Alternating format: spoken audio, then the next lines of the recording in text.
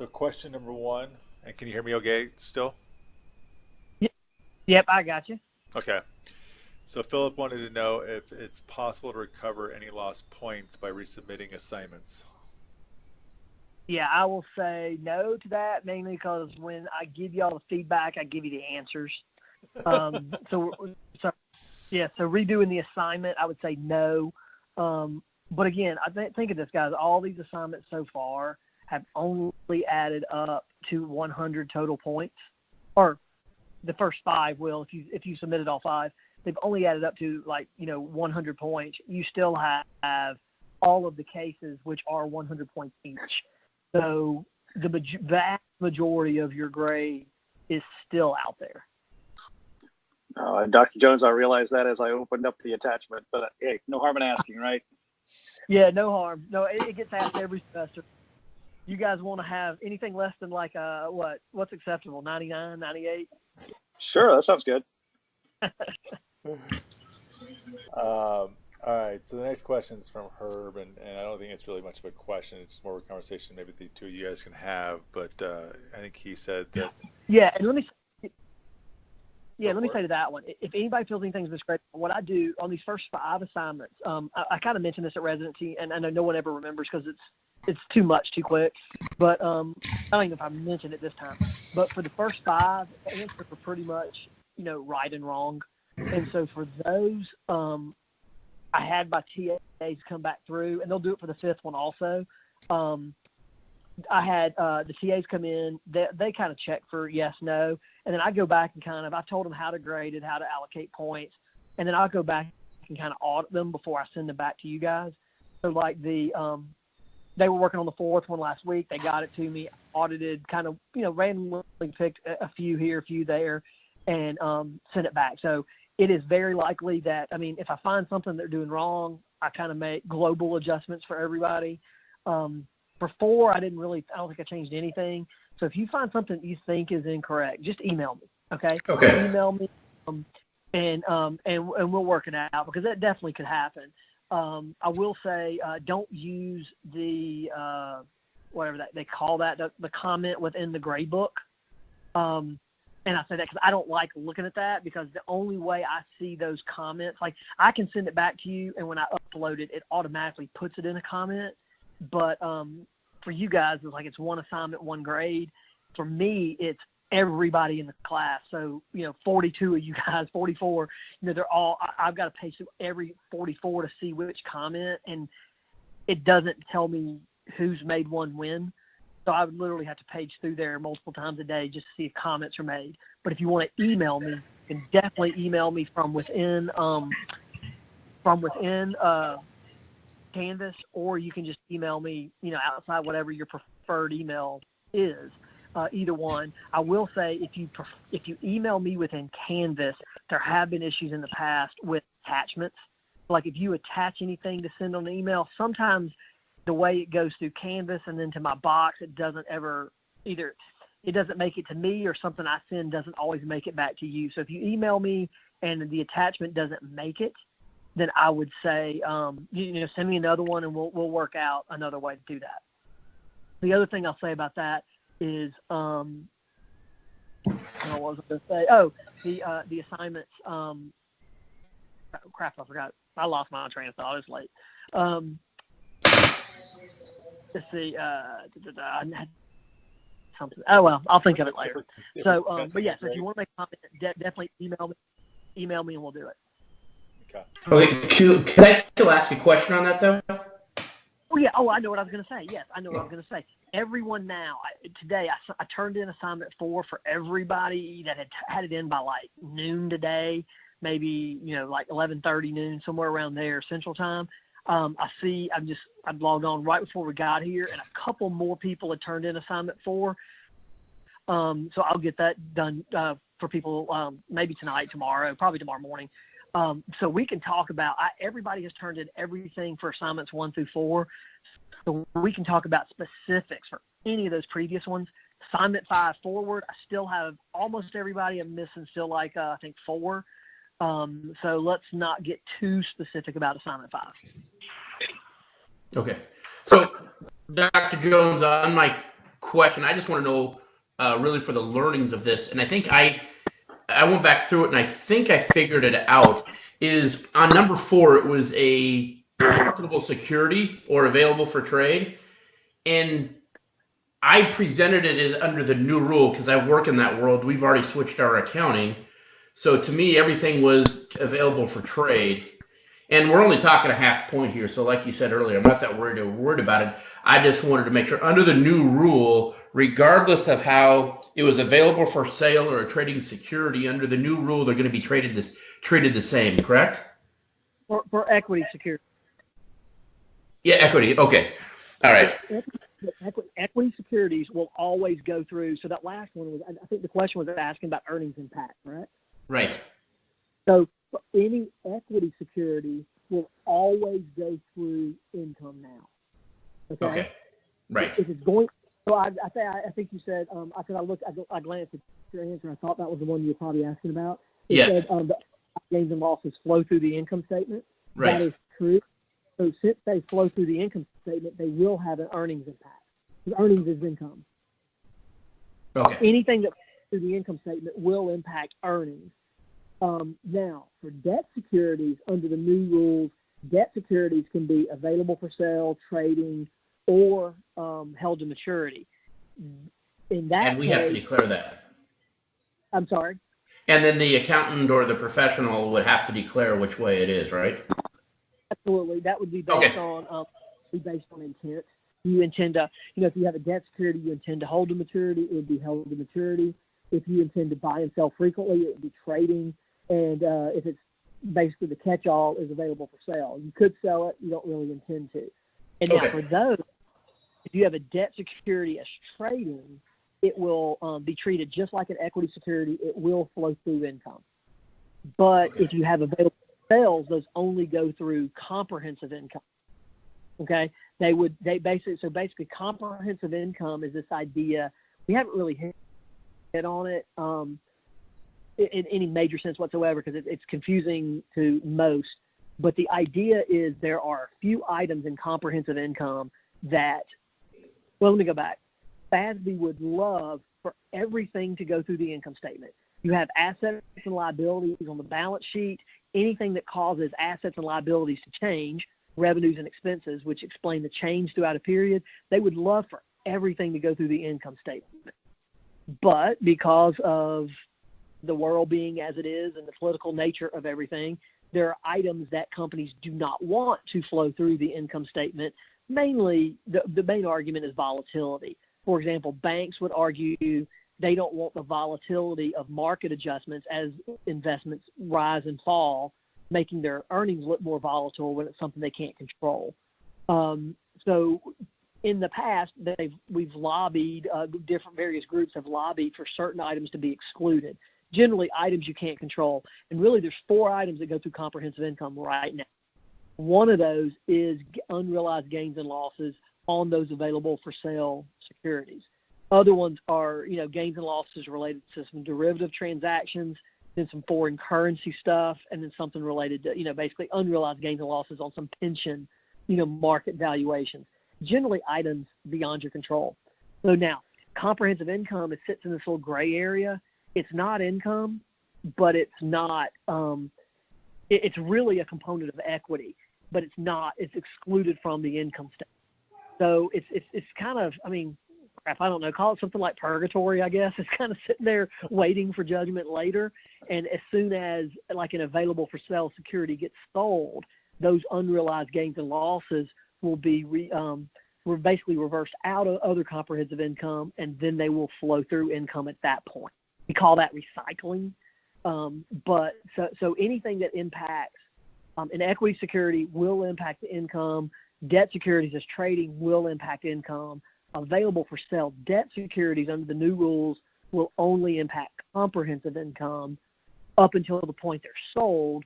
And at that point, when there's actually a realized cash flow from it, then you'll have your gains and losses cycling back through income. Does that make sense? Yes, sir. Yes, thank you. Okay, cool. All right, thank you for that help.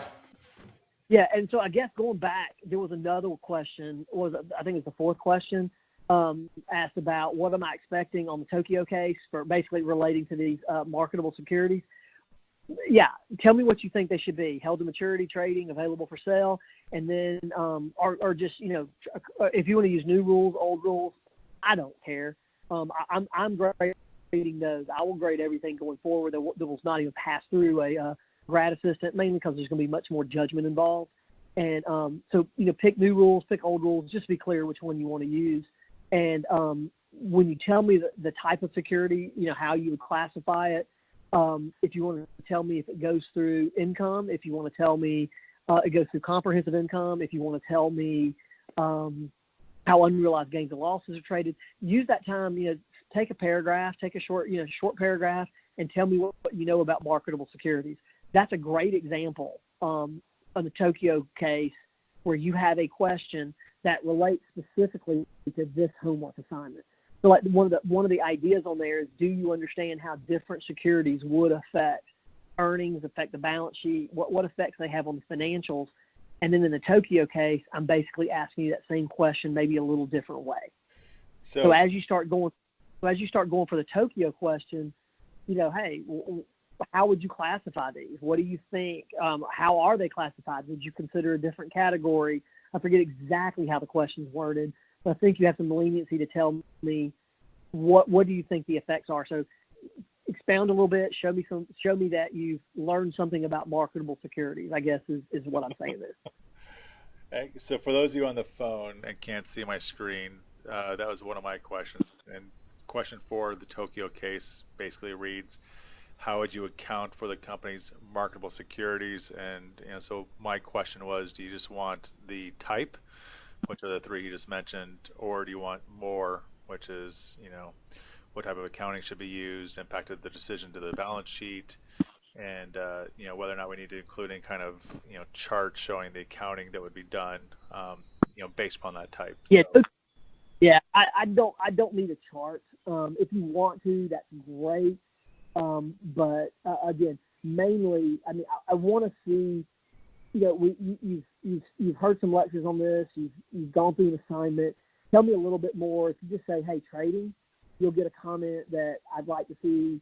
How would this impact the financials? You'll get a comment like that, and I'll give you a couple points. So if you can provide a little bit of, again, I'm always looking, especially if you start on Tokyo forward. Tokyo is kind of like your final exam. Just kind of show me what you learned, show me some of that independent thought, and that's really what I'm looking for. So I can tell you the ones that stick out to me. You've got questions. I think just going through real quick off the top of my head, you've got questions on Tokyo that relate to like the first question I think is revenue recognition. When should they recognize the revenue? Well, go back to assignment 3. There's criteria to recognize revenue. Show me when.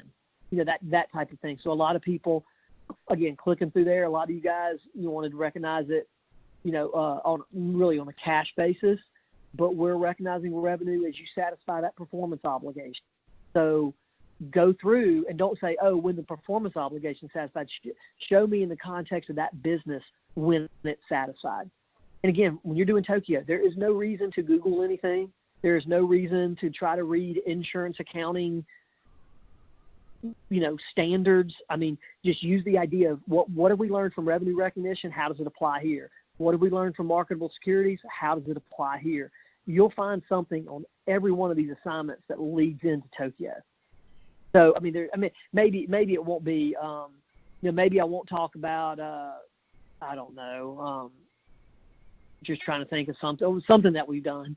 It may not be every item that we've done, but I think you'll see the major ideas in these first 5 assignments that something on a major idea of some of these assignments will translate back into Tokyo.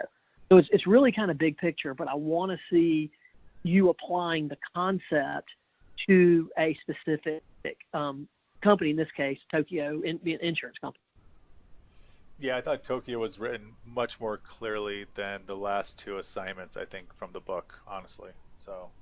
Oh yeah, no. I think I like how the book's organized. I don't like the book homework, which is really why I didn't do the last couple. The last couple came from the book, but I was like, yeah, there's there. I might need to work up some of my own, but I mean, they weren't horrible, but they weren't greatly written. The Tokyo Forwards are all Harvard cases, and they're pretty well written. They're very informative. I mean, they still leave a lot of judgment, which is the area that honestly, going forward, you're going to have to give me some numerical answers. Not as much in Tokyo, but you're going to have to give me some, especially when you go on their Prestige Dakota, these future ones. You'll have to give me some numerical answers, but I'm really looking for thought and application.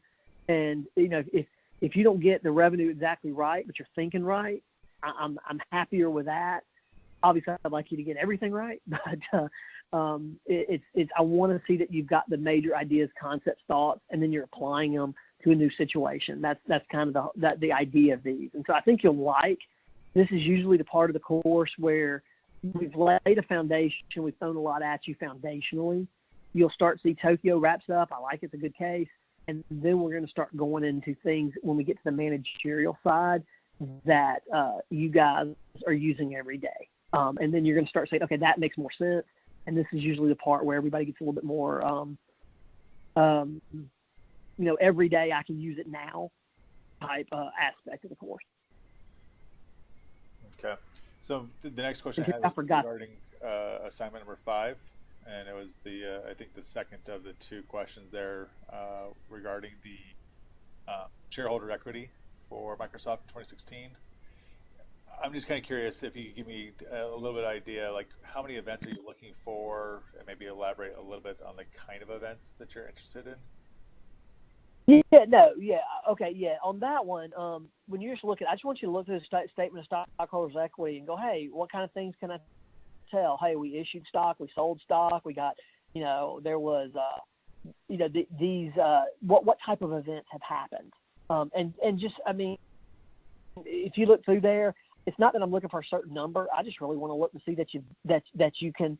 It's really you guys can figure out more things that can happen within equity than maybe you knew how to get the information for when you started. There's so many different items in there, and they get very technical and numeric. So I'm not going for big time numeric answers. I just want to know, hey, I issued some stock, I paid some dividends, what type of things happen within equity. And if you just kind of look through that statement, I'd say almost go line by line of that statement and see if, there's maybe 1 or 2 things that relate, maybe there's different things. And so I would just say, go through that statement and tell me, what's this saying? What's this saying? And just try to interpret that statement is really what I'm asking. Okay. Kind of what I figured. Or really what I'm looking for. I guess is what the book is asking, but yeah, that's all I'm really looking for. Okay. I have a question on the same one, Dr. Jones. So I noticed for the common stocks, you have common stock repurchased by Microsoft, but you also have retained earnings that have common stock repurchased. That one kind of confused me. Okay. What'll happen there, and that's a technical accounting issue. So, I mean, that's one that we learned from, but it's not one I would expect that you get. Like you see common stock repurchased, I think it's kind of obvious. I don't think we're, giving away the farm. I tell you, hey, you must have repurchased some common stock. What's happening with the stuff in retained earnings is I'm going to use the word gain or loss. And if I was on Skype, you'd see me, I'm making air quotes right now when I do gain or loss. You really don't have gains and losses when you buy your own shares, okay? But from an accounting standpoint, we issue shares initially. When we have that initial offering of shares where we issue it from the company to the public, not secondary market sales, but when the company's issuing shares, let's say I issue shares at, $50 a share. Then later on, if I repurchase those shares at $40, then I've had, I issued shares at 50, so I received $50 in cash. I paid 40 to buy them back, so I really have like a gain, right? So I paid less to reacquire something than I initially sold it for. So what would happen when you see retained earnings go down? You're essentially having a loss. Okay, so you have paid to repurchase shares. You issue them at 50, but you bought them back at say 60. That creates a $10,000 or $10 loss there. Well, that loss has to go somewhere, and it does not go through the income statement because we don't have gains and losses on our own shares of stock. What'll happen, that loss is actually income always ends up going through retained earnings. We saw that in that second lecture. We always, revenues and expenses will show up in retained earnings. Well, this is a loss, again, air quotes there, loss, but that loss will show up as directly into retained earnings instead of going through income first. That makes a lot more. Yeah, so that's what's happening there. That's one that always confuses people, but and again, I don't expect you to know that. You're not going to get ding points for that one, but that's usually one people go, not sure what happened with this. That's what's happening with that retained earnings. Is it's generally that you bought back some shares at an amount greater than you originally issued them for, and that's where that difference pretty much lies. Oh, thank you. Yeah, no worries. That was always that's probably one of the more confusing ones in there. And there's nothing in there. I don't think wherever you read, I don't think it tells you too much about it. No. All right. Does anybody else have any questions?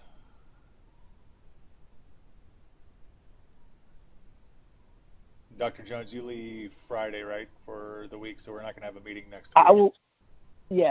I will leave on Friday.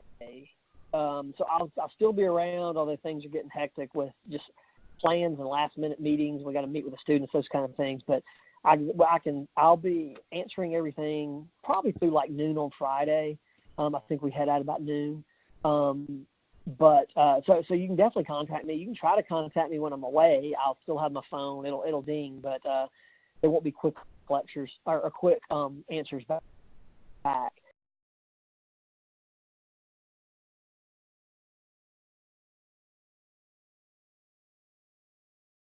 The semester, so I'm hitting them. I'm gonna split these up and try to get assignment 5 back to you before I leave. So hopefully that'll hit on Thursday with those comments. At a minimum, I will come back and I will post the assignment 5 thoughts, by Thursday. So hopefully by that time everyone has been saying they'd probably get them in by then. So hopefully I'll have I can just if nothing else, I'll send them individually to everybody that submitted. If everybody submitted, I might just post them as a big announcement that y'all can just grab real quick. If I don't get all the items graded, but you should get 5 back, and then you have, I think, till what is it, like the 14th? Something like that. I can't remember when that. Yeah, something like that is when Tokyo due. And so if you want to take some more time on Tokyo, that gives you a couple weeks, and then we'll be back. I'll be back on the 13th. But again, like I said, dates are flexible. If you think you've got Tokyo ready, submit it. If you don't think you have Tokyo ready, I really don't want to talk on Saturday. I get back because I'm going to be exhausted. I think we get in like 6 a.m. We fly all night. I'd say if you want to set something up, for a talk on the 15th, and you want to hold, I'm not going to be grading on the 13th and the 14th. I can promise you. So if you want to hold it, till like the 15th or something, let's have a call and turn it in on 16, 17. That's fine with me too. So if you think you're ready, submit it. If you don't, I'm not going to be grading then. So even if you submit it once and change your mind, you want to resubmit. I won't be grabbing anything until the 15th at the earliest. And if we have a call on the 15th, I'll make a deal with y'all guys. I won't even grab y'all's papers off Canvas till the 16th. And so anything you submit 15th forward will be fine. If you submit after the 15th, like as a second submission after we talk on the 15th, then just let me know so I'll make sure I grade the right version. All right. Well, it's late here on the East Coast, so I'm going to let everybody go unless anybody has any other questions. Thank you. All right. Yeah, no problem, guys. Again, if you have anything, let me know.